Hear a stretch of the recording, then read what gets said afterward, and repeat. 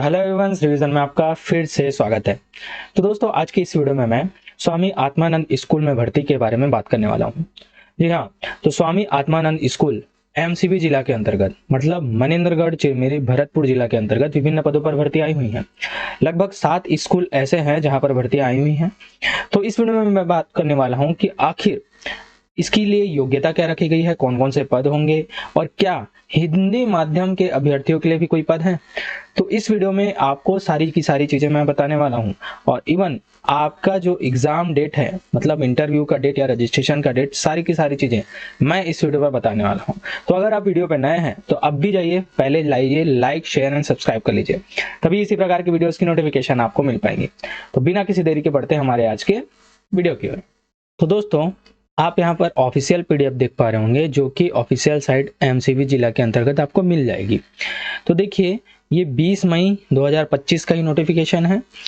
अब देखिए, तो एमसीबी जिला अंतर्गत 7 स्वामी आत्मानंद शासकीय उत्कृष्ट अंग्रेजी माध्यम विद्यालय चल रहे हैं, जिसके अंतर्गत स्वामी आत्मानंद शासकीय उत्कृष्ट अंग्रेजी माध्यम विद्यालय चिरमिरी, मनेंद्रगढ़, भरतपुर, केल्हारी, नवापारा पोड़ी, खड़गवा और पोड़ी पचरा क्षेत्र में ये विद्यालय चल रहे हैं। अब इन विद्यालयों के अंतर्गत विभिन्न पदों पर भर्ती आई हुई हैं, तो आपको इस वीडियो को अंत तक देखना है, क्योंकि इसमें जो नियम, कानून, शर्तें हैं, सभी चीजें मैं बताने वाला हूं। तो देखिए, सबसे पहले मैं आता हूं, विद्यालय का नाम आप देख सकते हैं, चिरमिरी जिला में, चिरमिरी क्षेत्र में, ठीक है, एमसीबी जिला के अंतर्गत। तो देखिए, इसमें पद हैं व्याख्याता अंग्रेजी माध्यम के, जो भी विषय है अंग्रेजी, आरक्षित रखा गया है, अनारक्षित रखा गया है एक पोस्ट, और वेतनमान होगा 38,100।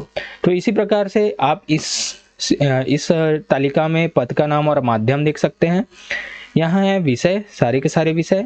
यहाँ देख सकते हैं आप रिक्त पदों की संख्या, इसमें आरक्षण का भी प्रावधान है, आप यहाँ पर देख पाएंगे। नियुक्ति के प्रकार यहाँ पर दी गई है, क्लियरली मेंशन है, संविदा। वही प्रतिनियुक्ति की स्थिति में देय वेतन भी क्या है, प्रतिनियुक्ति के नियमों के अधीन ही होगी, और ये सारे के सारे आपको वेतनमान दिख जाएंगे। तो इसी प्रकार से अन्य जिलों में भी इसकी पीडीएफ मैं आपको अपने टेलीग्राम चैनल श्री विजन पे अपलोड करा दूंगा। ये टेलीग्राम चैनल की लिंक आपको डिस्क्रिप्शन बॉक्स पे मिल जाएगी, आपको क्लिक करना है और टेलीग्राम चैनल पर चले जाना है और एक एक चीज को अच्छे से और ध्यान से पढ़ना है। यदि आपको कोई भी चीजों में डाउट होती है तो मैं आपको कमेंट बॉक्स पे, आप जैसे ही कमेंट करते हैं, मैं आपको जरूर रिप्लाई करूंगा, ठीक है। अब देखिए, फिर अन्य विद्यालय का नाम अब चलते हैं मनेंद्रगढ़ में। ठीक इसी प्रकार से वहां भी पद है, व्याख्याता अंग्रेजी माध्यम, व्याख्याता अंग्रेजी माध्यम में है ना, एक अनुसूचित जनजाति के लिए आरक्षित सहायक शिक्षक का पद होगा, सहायक शिक्षक अंग्रेजी माध्यम, यहाँ भी है ना, यहाँ पर 2 पोस्ट हैं, जिसमें से एक अनारक्षित है, एक आरक्षित, जो कि एसटी के लिए आरक्षित है, ठीक है। यहाँ पर आप सैलरी देख पाएंगे। चलिए आगे देखते हैं। अब आते हैं भरतपुर में।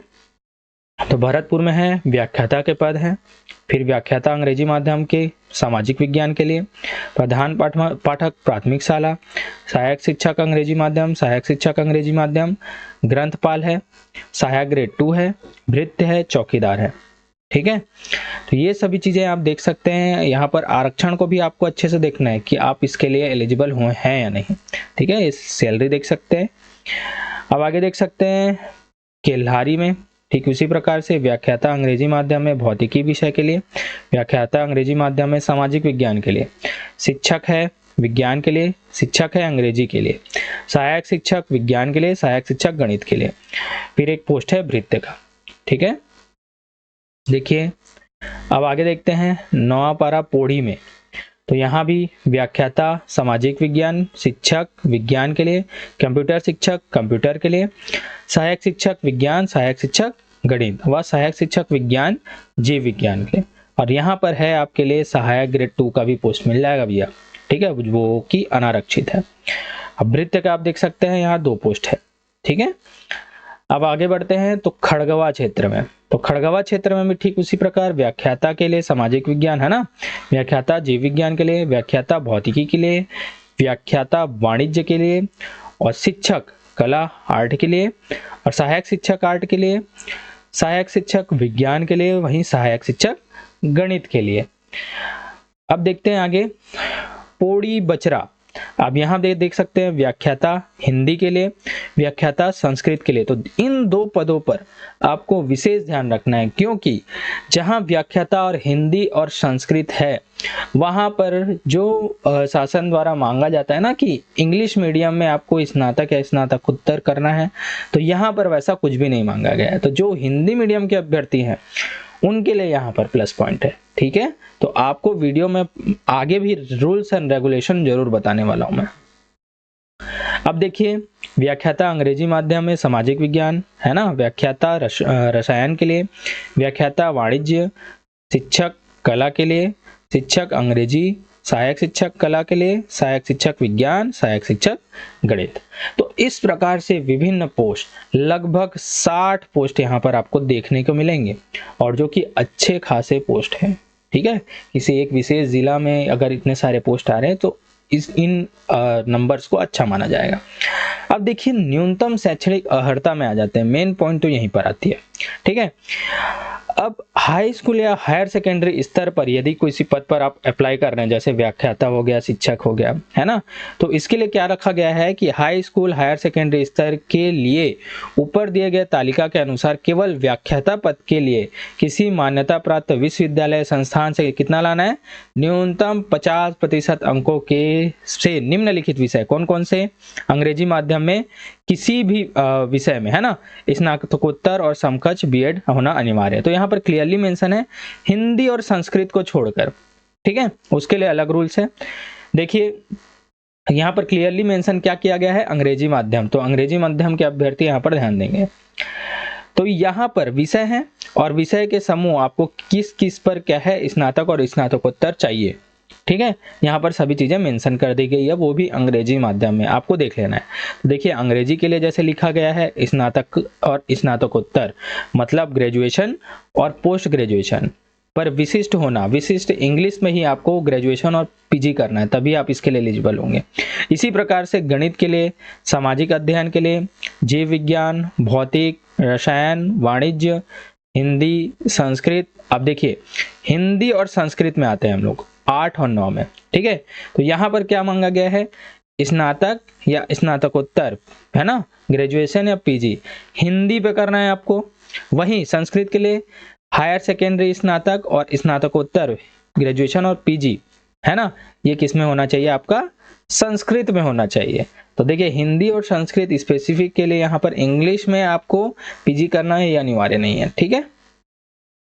फिर आते हैं शिक्षक का, आप देख सकते हैं ग्रंथपाल है, इसमें भी अंग्रेजी माध्यम ही मांगा गया है, आपको देखना होगा, ठीक है। और बी लिप प्रशिक्षण आपके लिए इसके लिए आवश्यक है। वहीं व्यायाम शिक्षक, है ना, इसमें भी अंग्रेजी माध्यम में ही आपको बीपीएड करना होगा। फिर आते हैं प्रयोगशाला सहायक, भौतिक रसायन विज्ञान, अब 14 में है सहायक ग्रेड 2, ठीक है। तो यहाँ पर भी आपको 10+2 मतलब 12th इंग्लिश मीडियम में उत्तीर्ण करना है, सिर्फ 12वीं की मान्यता रखी गई है, ठीक है। और आपको डाटा एंट्री ऑपरेटर मतलब पीजीडीसीए की डिप्लोमा होनी चाहिए, और यहाँ पर कौशल परीक्षण भी होगा, सारी जानकारी मैं लास्ट में दूंगा। वहीं सहायक ग्रेड 3 के लिए भी वैसे ही पोस्ट है। फिर एक पोस्ट है भृत्य, तो ये प्यून के लिए ना कोई भी ऐसा इंग्लिश मीडियम या हिंदी मीडियम का प्रावधान नहीं है, इसमें कोई भी अभ्यर्थी यहाँ पर अप्लाई कर सकता है जो कि 8वीं पास हो, ठीक है, 8वीं उत्तीर्ण होना इसमें आवश्यक है। अब चलिए पूर्व माध्यमिक शाला स्तर में चलते हैं।